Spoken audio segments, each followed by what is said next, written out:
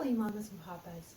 Now, we've all had those nights where we've been waking up like literally every 2 hours, either feeding or dealing with nose plunging or the many other fun tasks we parents face. Now, imagine you've been up all night, you feel like an absolute wreck, but you either have an event or just simply want to look your best the next day. Now, this recipe that I'm about to show you was made specifically for that reason. It will give you the impression that you the impression as well as others that you have had a full 8 nights of rest in addition to a quiet night at home. Now, to accomplish this look, you will need 1 tomato, basically sliced thinly. You will also need 2 teaspoons of fresh lemon juice in a separate bowl. And then what you're going to do is basically also just take like a pinch of baking soda. That's it. Now you may consider this just a little bit neurotic, but it is important.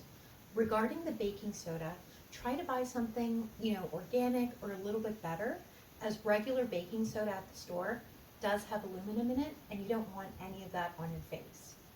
Now for the recipe itself, all you got to do is you just have to mix the 2 teaspoons of lemon juice in a separate bowl, and you're going to sprinkle the literal, baking soda on top, just a pinch, and then you're going to dip your tomato slices into the concoction.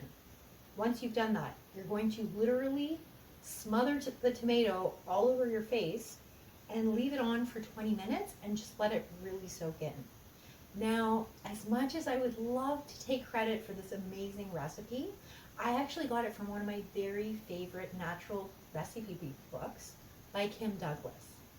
I've been using her recipes for years, and even as like a geriatric mama who works and has like tons of hobbies and things to do, her natural recipes are absolutely amazing.